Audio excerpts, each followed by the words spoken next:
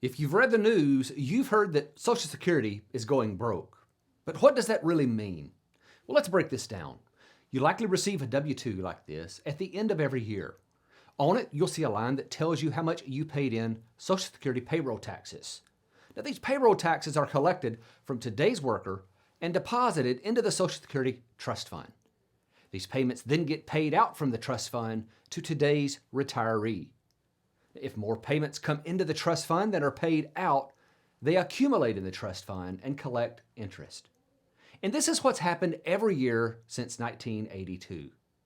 But the problem we are potentially facing is one where all of the extra money that has piled up in the trust fund is exhausted, and there's not enough money coming in through tax revenue to pay retirees. So how did we get here? Well, much of this goes back to the balance of workers to retirees. To fund a pay-as-you-go system like Social Security is, you need lots of payroll taxes collected, and that means lots of workers. And that used to be the case. In 1960, there were 5.1 workers for every one retiree. But by 2020, this had come down to 2.6 workers for every one retiree, and by 2035, this is projected to level out at about 2 workers for every retiree. What this means is that in the next year or two, the payroll taxes alone won't be enough to cover required benefit payments to today's retirees. So the checks being sent to retirees will be made up of part payroll taxes collected from today's worker and part asset reserves from the Social Security Trust Fund.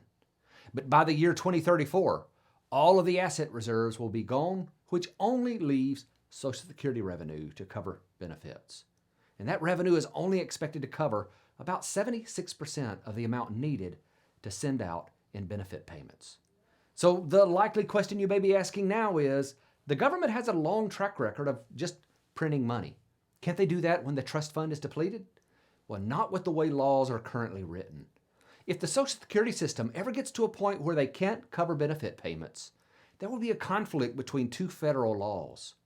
Under the Social Security Act, beneficiaries would still be legally entitled to their full scheduled benefits. However, the Anti-Deficiency Act prohibits government spending in excess of the available funds. So the Social Security Administration would not have legal authority to pay Social Security benefits on time. This is why, as the law is currently written, we will see a 20 to 25% mandatory benefit cut early next decade. So will things change, and is it possible we can avoid this cut? Well, I think it's very likely that we will see reforms in the days ahead that will prevent an abrupt cut to benefits. And when those reforms start to work their way through the system, I'll be here to keep you informed. Thanks for watching.